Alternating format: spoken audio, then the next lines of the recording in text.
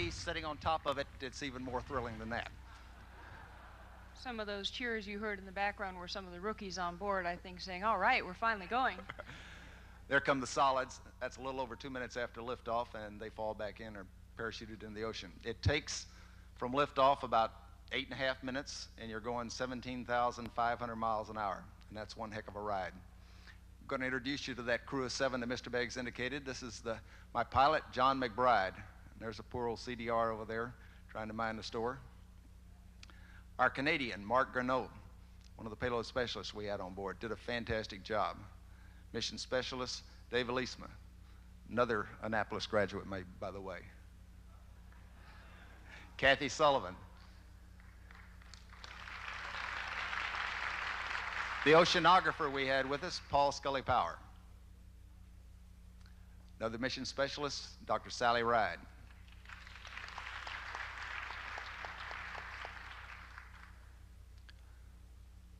This shows Sally picking up the satellite that we deployed, called an Earth Radiation Budget satellite. We used the arm to lift it out and deploy it, and this was the first of our trials on orbit. It has a couple of solar arrays, and the first time that we tried to deploy those arrays, things didn't function exactly normal. And then later on in the day, with a little persistence, they did function well, and you see both arrays deployed there, the silver panels up to the top. They will power the spacecraft through what now is estimated to be perhaps a 7-year lifetime.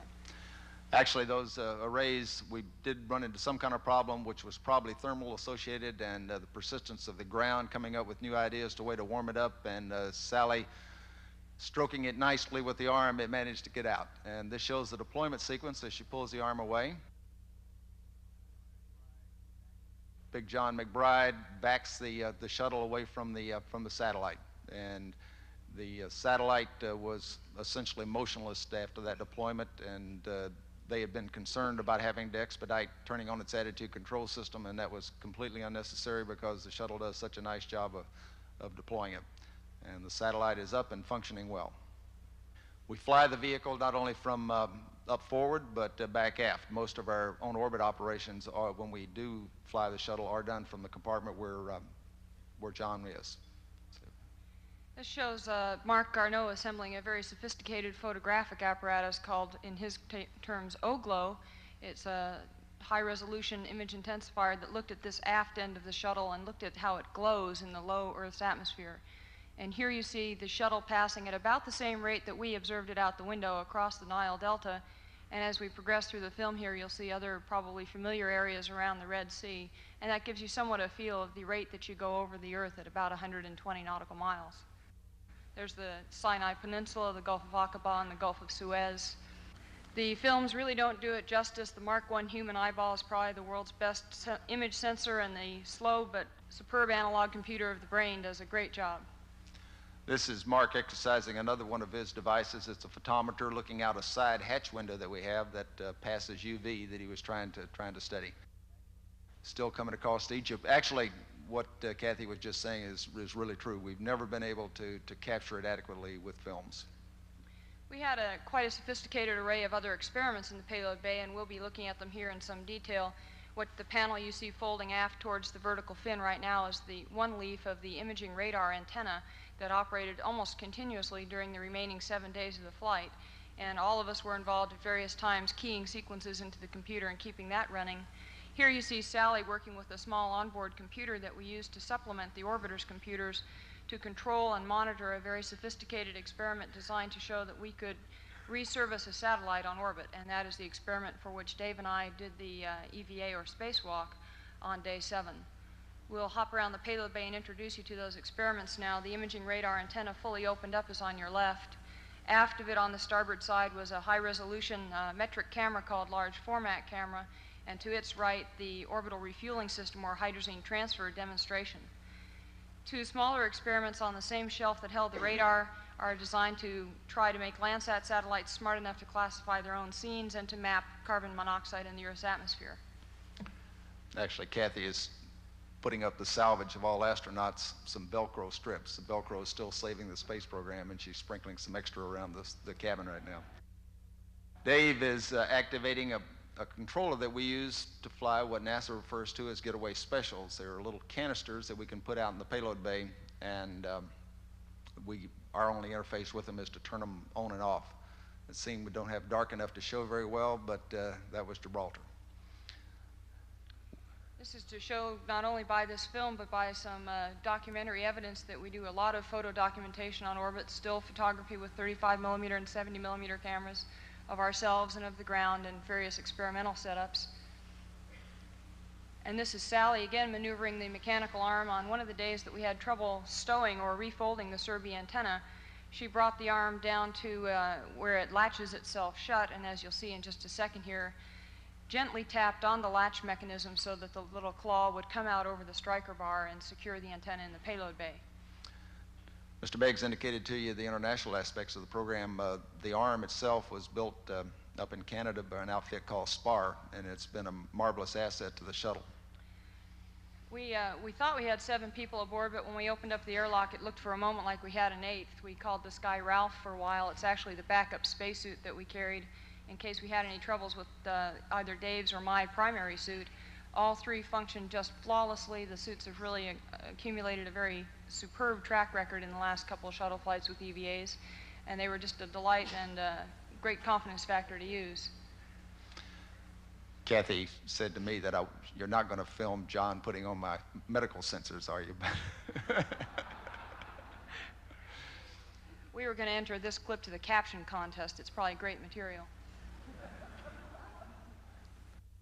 And this is Dave, you see out in the payload bay already, and this is the first chance I had to stick my head out the hatch on our EVA on day 7 and take a look at the payload bay and get squared away with all our tools to go back and do the hydrazine refueling task.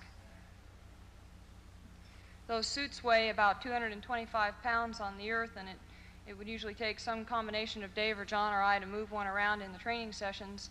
If they're just a breeze on orbit, 0G is a wonderful thing, and they're really pretty comfortable devices as pressure suits go to work in. Dave at this point is passing across the handrails that go along the forward bulkhead of the orbiter's cargo bay and getting ready to go aft to where he'll lock his feet into a foot restraint and start doing the hydrazine refueling task, which you see in progress here. And I picked up a set of tools that we needed to supplement that and came back and joined him primarily to assist and document, and both of us making sure that neither of us forgot anything along the way. This facility actually simulated a connection or valve connection that is flying aboard the Landsat satellite to prove that we could go up and make a connection with that type of device and actually transfer hydrazine or refuel it on orbit. And in my opinion is the next major step in doing what we're going to be doing in the future, and that's satellite servicing.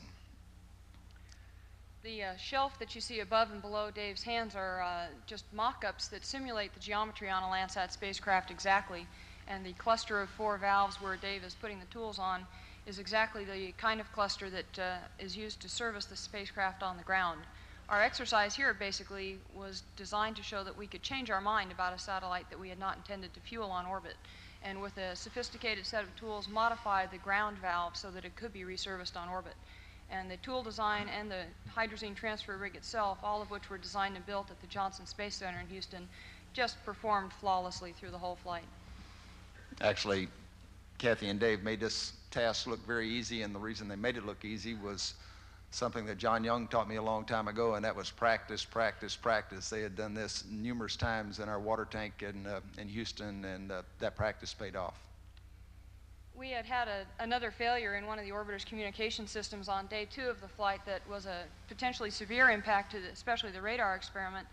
And in an attempt to get around some of that impact and lessen it, we were asked by the ground while out EVA to go and manually reposition this communications antenna that you see there and set it up so that locking pins could be driven into their slots, and we could fix it so that it would come back into the orbiter's payload bay on entry day, and this would allow the experiment another day's operations on orbit once we were certain we could close that antenna back up when we needed to. Additionally, since we had some problems with the Serbi radar antenna, I was asked to take an inspection tour, as it were, while we were out in the payload bay and make sure that all the different leaves of the antenna were stacking correctly when we folded it up. And that fortunately also proved to be the case, so as you see here, Dave waiting a little bit after the pallet so we could keep our tether lines clear, and I coming back up from looking at both antennas. We've managed to put 3 tasks together successfully on the EVA and set ourselves up very well for another day and a half of productive operations on orbit. This flight, very satisfyingly to me, was really abundant testimony to the value of having people aboard an operation, both on the ground and on the spaceborne end of things, to take account of the unforeseen and turn potential failure into great success. As Kathy mentioned earlier, did a lot of photography. One of the things that was going on there was John was working in a black bag, changing some film out. One of the things that Mark Garneau was looking at extensively was something that we refer to as space adaptation syndrome, which is meaning I don't feel good once I get in space. And he was running through some of those exercises with Paul Scully Power. I conned Crippen into letting us put this clip into the film. As a former volcanologist, those are the Canary Islands sliding by the orbiter's tail. And that, again, is about natural rate. One of the mundane things you have to do up in space is eat. We sat down and had our 3 meals a day. Nothing else, just having the meals gives you a chance to relax a little bit from a rather hectic day's activity, which it can be. The food is good. It can be a way to sit back and relax. We do get some fresh things up there nowadays, like such as these carrots. Mark's going to lose a thing there. One of the things I'm asked about is how do you get 7 people in a craft that size, and you take advantage of all the volume you have.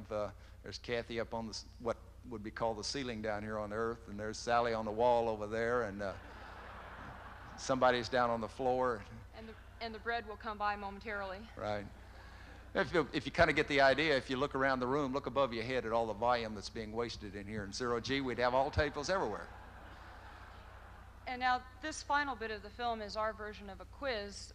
It is rumored there were 7 people on this flight, but we challenge you to count the crew members.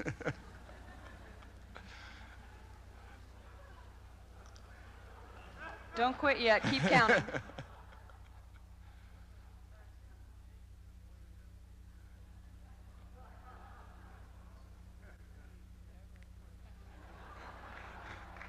The other way of getting 7 people on board is to keep them moving. Nobody hold still.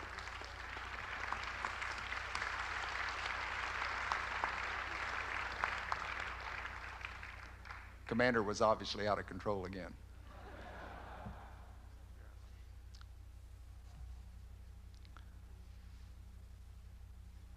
One small point about having 7 people on board.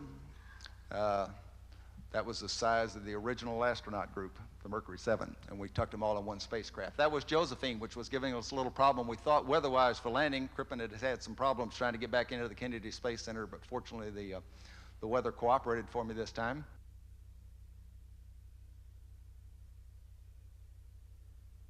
We managed to get in on runway 33. Actually, when I came over Jacksonville, Florida, doing Mach 4, I could see the runway, and I was still about 100 miles away. That's the kind of VFR weather I like.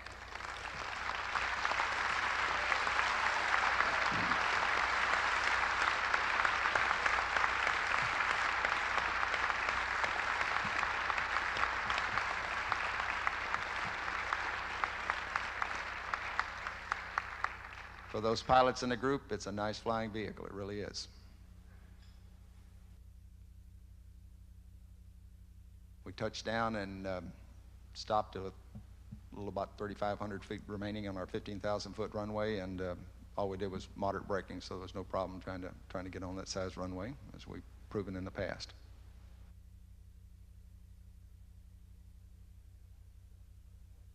Here's 7 rather happy people coming out, and I guess I'd like to reiterate what Kathy said. One of the things that made me proudest about this flight was we once again proved, just like Pete Conrad did when he repaired the Skylab, is that having people involved can make the difference between failure and success. Thank you very much for letting us share this with you tonight.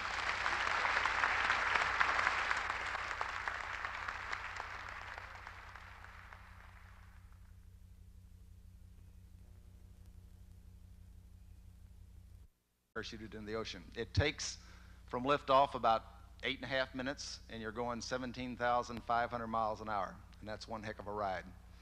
going to introduce you to that crew of 7 that Mr. Beggs indicated. This is my pilot, John McBride. There's a poor old CDR over there trying to mind the store. Our Canadian, Mark Garneau, one of the payload specialists we had on board, did a fantastic job. Mission specialist, Dave Leestma.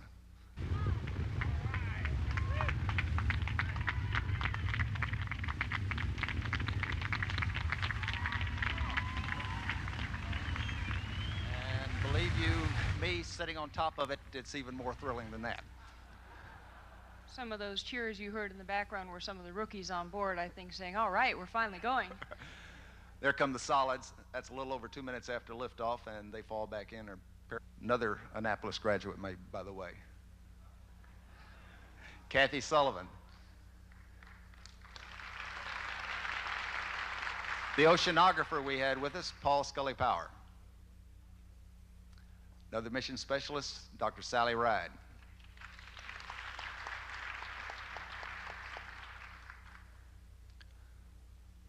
This show